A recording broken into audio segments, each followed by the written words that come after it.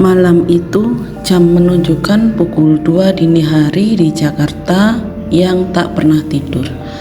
Rintik hujan mulai turun membasahi jalanan ibu kota yang masih ramai oleh beberapa kendaraan. Dimas, seorang pengemudi ojek online yang akrab disapa Bang Dim, sedang mencoba peruntungan terakhirnya. Sejak sore orderannya tak begitu ramai, jadi ia memutuskan untuk begadang lebih lama. Tiba-tiba ponselnya bergetar, menandakan ada orderan masuk. Wah, rezeki anak solih nih, gumam Dimas. Ia melihat detail orderan dari Kemang menuju daerah perkantoran Sudirman. Jaraknya lumayan jauh dan tarifnya lumayan menggiurkan untuk jam segini. Nama pemesan tertera Pak Rudi. Dimas segera menerima orderan tersebut dan melaju menuju titik penjemputan. Sesampainya di sebuah gang kecil di Kemang, Dimas melihat seorang pria berdiri di bawah lampu jalan yang termaram. Pria itu mengenakan kemeja batik lengan panjang, celana bahan hitam, dan membawa tas kerja yang cukup besar. Wajahnya terlihat pucat dan sedikit cekung, namun ekspresinya datar. Aura dingin langsung menyelimuti Dimas begitu ia mendekat. "Dengan Pak Rudi?" tanya Dimas dengan sopan. Pria itu mengangguk dengan pelan. Suaranya serak dan nyaris tak terdengar. "Iya Mas, bisa langsung jalan?" "Bisa Pak, silahkan," jawab Dimas sambil menyodorkan helm. Pak Rudi mengambil helm itu dengan gerakan lambat dan mengenakannya. Selama perjalanan, suasana sangat hening. Dimas mencoba memulai percakapan kecil seperti menanyakan apakah Pak Rudi baru pulang kerja. Namun, Pak Rudi hanya menjawab dengan gumaman singkat atau anggukan pelan. Dimas merasa sedikit tak nyaman. Bau aneh menyeruak dari arah Pak Rudi, seperti bau tanah bercampur melati. Dimas mencoba mengabaikannya, berpikir mungkin bau itu berasal dari tempat Pak Rudi sebelumnya.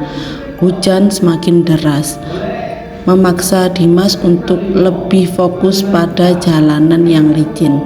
Sesekali Dimas melirik ke spion. Ia melihat Pak Rudi duduk tegak di belakangnya.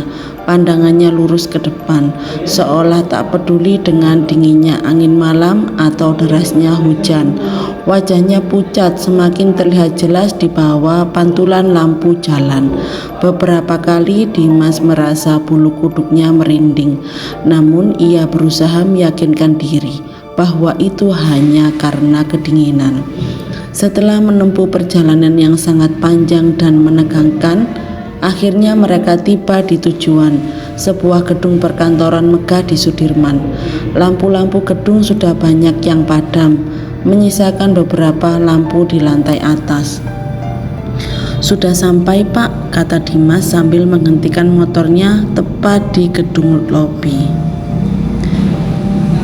Di lobi gedung, Pak Rudi turun dari motor, melepas helm dan menyerahkannya kembali kepada Dimas. Tangannya terasa sangat dingin saat bersentuhan dengan tangan Dimas. "Terima kasih Mas," ucap Pak Rudi dengan suara yang seraknya, lalu berbalik dan berjalan menuju pintu lobi yang gelap. Dimas menunggu sejenak, berharap Pak Rudi akan membayar. Namun Pak Rudi terus berjalan tanpa menoleh sedikit pun. Dimas segera memeriksa aplikasi di ponselnya. Ternyata pembayaran sudah dilakukan secara cashless. Alhamdulillah, pikir Dimas. Setidaknya ia tak perlu mengejar-ngejar pelanggan. Sebelum beranjak pergi, Dimas tak sengaja melihat ke arah lobi gedung. Ia melihat Pak Rudi berjalan menembus pintu kaca lobi tanpa membukanya. Seketika Dimas terdiam membeku. Jantungnya berdebar kencang. Ia mencoba meyakinkan diri bahwa itu hanya halusinasi atau efek kelelahan. Pagi harinya, saat Dimas sedang menyeruput kopi di warung langganan, ia iseng menceritakan pengalamannya kepada teman-temannya sesama pengemudi ojek online. Mereka semua tertawa dan menganggap Dimas hanya mengada-ngada atau terlalu lelah. Namun salah satu teman Dimas, Bang Jampang, yang sudah lebih senior tiba-tiba terdiam. Wajahnya berubah serius. "Coba kamu sebutkan ciri-cirinya bapak itu, Dim," katanya. Dimas menyebutkan ciri-ciri Pak Rudi dengan detail. Kemeja batik, celana hitam, tas kerja, wajah pucat, dan suara serak. Bang Jampang menghela napas panjang. "Dim, sepertinya kamu baru saja mengantar almarhum Pak Rudi." Dimas terkejut. "Almarhum maksudnya?" Bang Jampang menjelaskan bahwa ada seorang karyawan di gedung itu yang meninggal dunia seminggu yang lalu karena kecelakaan lalu lintas. Namun namanya Rudi. Ia dikenal sebagai karyawan yang sangat rajin dan berdedikasi tinggi pada pekerjaannya. Bahkan seringkali ia pulang larut malam dan sangat mencintai kemeja batik yang selalu ia kenakan.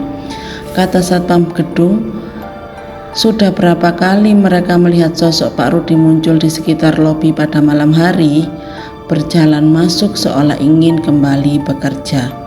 Tambah Bang Jampang, mungkin arwahnya masih belum tenang, merasa belum menyelesaikan tugasnya. Dimas lemas. Seketika rasa takut dan bulu kuduknya kembali merinding hebat.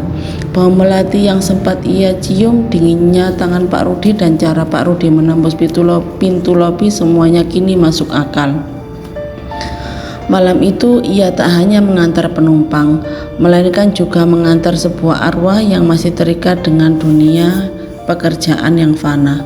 Sejak saat itu Dimas selalu berpikir dua kali jika mendapat orderan di atas jam 1 malam, terutama jika tujuannya ke gedung-gedung perkantoran yang sepi.